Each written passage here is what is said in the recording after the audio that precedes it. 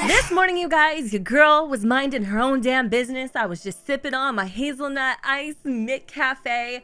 Who knew though, like, let's just be real for a second, that McDonald's coffee was actually pretty damn good. I hear Dunkin' is also fire, but unfortunately I don't have one near me, so I can't try it. But anyway, minding my own business, came across a fix when I was trying to update a program that I use to like create custom CC, and literally lost my freaking mind. So back in December, if you can remember, we got an update to the game that essentially allowed us to have skin sliders and makeup sliders. A lot of us were so freaking excited for the makeup sliders and skin sliders because this meant we had more control over how our Sims looked and the assets in our game. A lot of us were also really excited for the possibility for those new sliders to be able to be applied to custom content in game. Well, as we already know, that is not a possibility. Well, until now. This fix, you guys, literally only takes like 3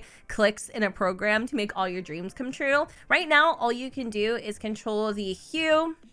You can also control the opacity, and you can control the saturation on some assets, but ultimately you can indeed control the brightness as well for in-game items only. When it comes to custom content skins or even custom content makeup, unfortunately, these sliders are literally freaking useless, which is a shame because I love creating custom content makeup. I love using it, and I feel like it would make it so much more inclusive if I was able to also have these sliders work on my items as well. Now, the only thing that you can do is control the opacity, but with this fix that I am about to show you, you will actually have full control over all 4 sliders. Before getting started with the fix, my suggestion to you would be to go to your options menu and exit out of your game just to avoid any confliction or issues. Next, you're gonna need to install the Sims 4 Studio. Of course, you want to make sure that you have the latest version if you already have this installed onto your PC or Mac.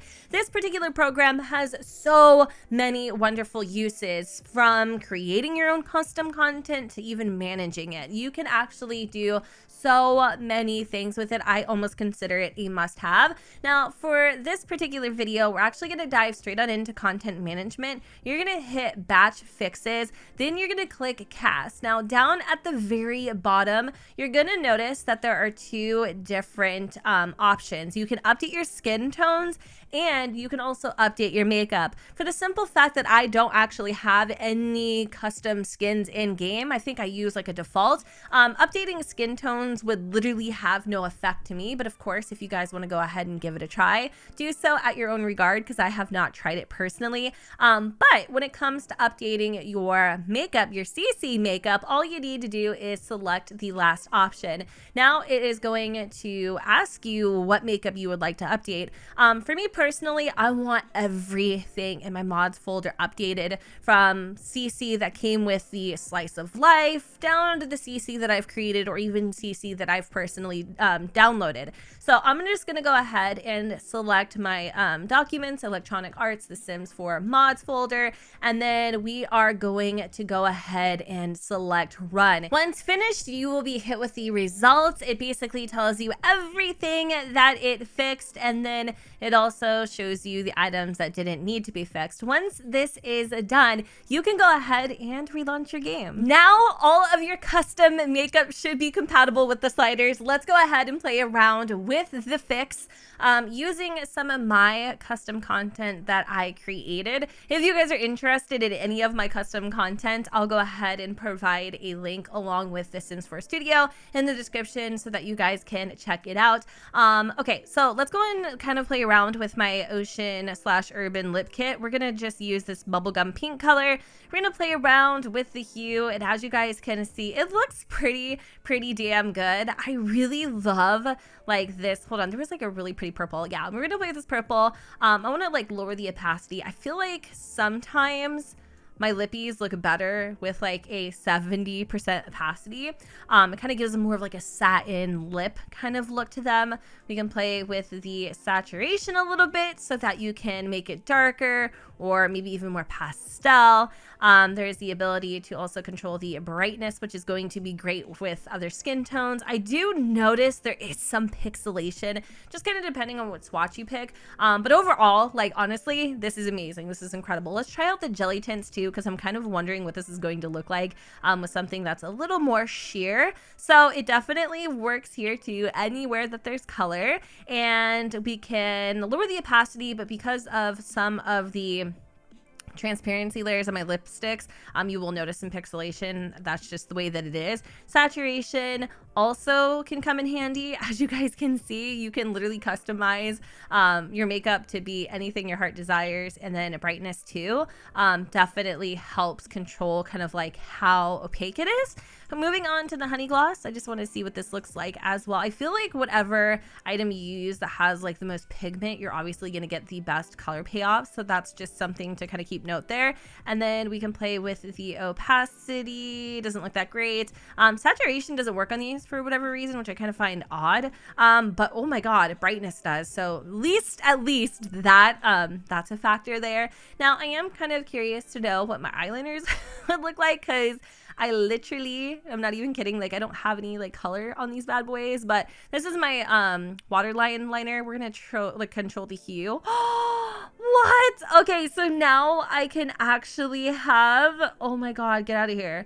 I can have a colored waterliner. That is seriously so cool. And the brightness works too. What about the saturation? I am seriously so excited because I've been wanting to create more of those, and now it works. Oh my god. Okay, I don't think there's gonna be any like control with this because literally like it's black, you know? Let's move on to my eyeshadows.